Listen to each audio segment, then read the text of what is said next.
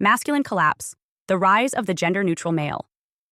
The breakdown of the family did not begin with mothers, and it didn't begin with technology.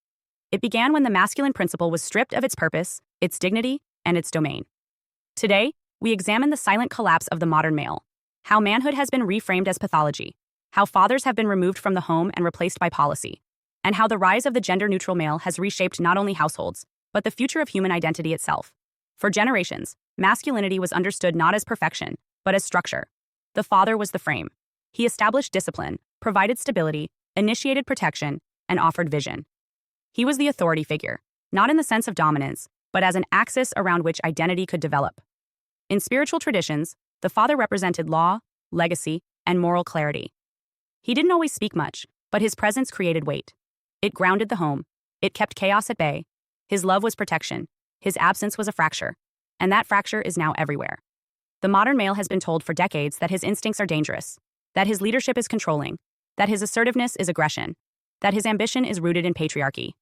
Boys are being raised in a culture that has no idea what to do with their energy, so it suppresses it. Boys are medicated for being too wild, too loud, too unfocused. They are taught to apologize for their testosterone.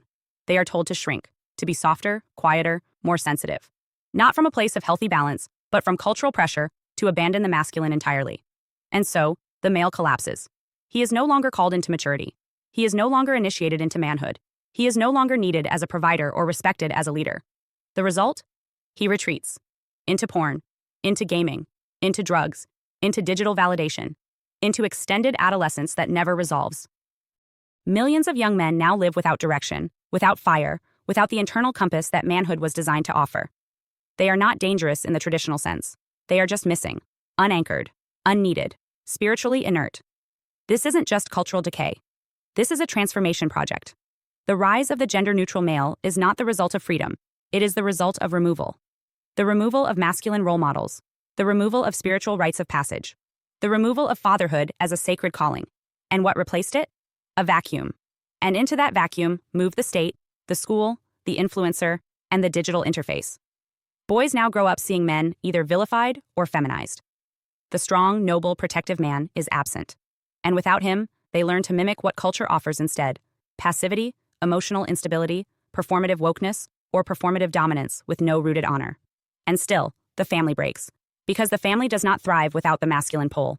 There is no weight, no boundary, no counterbalance to feminine flow.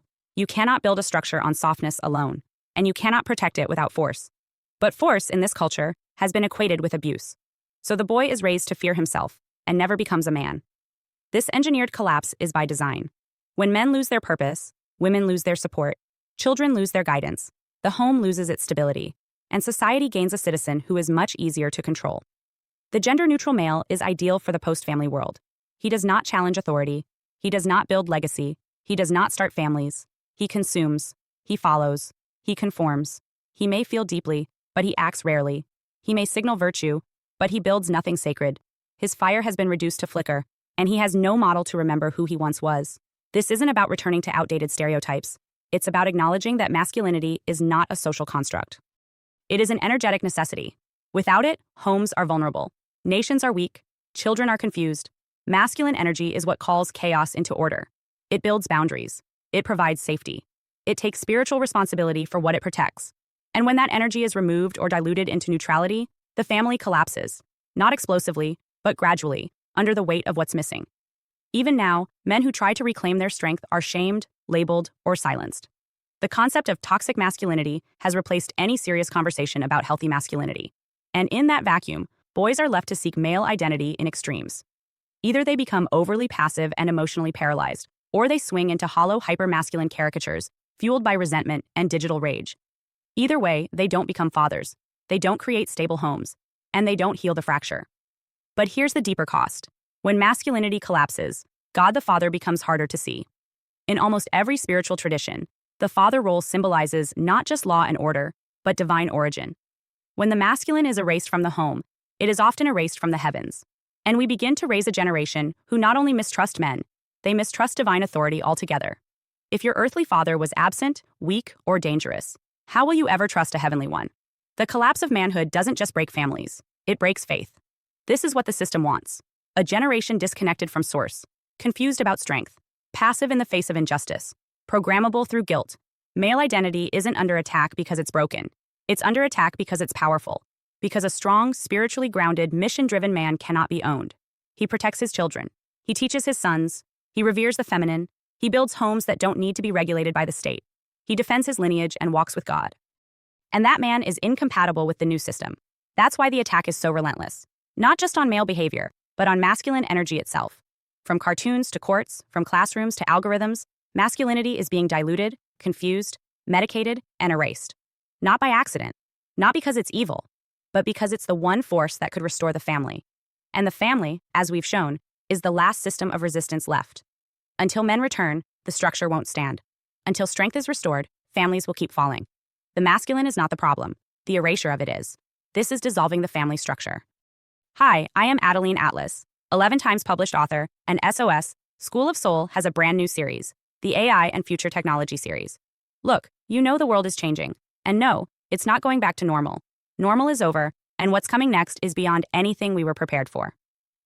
The School of Soul, AI and Future Technology series includes 319 videos on 1. The Download Society, How Data Has Replaced Destiny. 2. Predictive Future. Your next moves aren't random, they're forecasted. 3. Social Credit Systems. The behavioral economy now governs access. 4. Hive Mind. Synthetic telepathy and collective algorithmic control. 5. Nanobots inside you. Medical, military, and programmable intrusions. 6. Grief Tech. AI-fueled digital resurrection and simulated comfort. 7. Uploading your mind, consciousness transfer, and data-based identity. 8. Deep fakes plus AI clones. The replication of reality and identity theft. 9. Quantum humans. The merger of biology with quantum systems. 10. Digital afterlife, where your data goes when you die. 11. Resurrection science, reviving life through synthetic methods. 12. Immortal science, the end of death as we know it. 13. Longevity science, gene editing, anti-aging, and bio-upgrades. 14. Designer babies, engineered perfection before birth. 15. Artificial wombs, birth decoupled from the female body. 16. 3D printing, printing organs, limbs, and even humans. 17. The humanoid era, the rise of synthetic beings among us. 18. Legacy humans, the slow phase-out of unmodified analog people. 19. Smart cities, algorithmic environments that watch and decide. 20. Cloud-based societies, citizenship without borders or bodies. 21. Hackable humans, emotion, memory, and behavior under code. 22. Biometric scanning, your body is your password and your prison. 23. Sex tech, intimacy reprogrammed by machines. 24. Extinction of gender, fluidity, deletion, and design of identity. Every topic is fully explored with real-world technologies, patents, case studies, ethical analysis, and future forecasts. These aren't someday discussions. This is already happening. Join the SOS School of Soul Vault to overstand the future before it's implemented on you.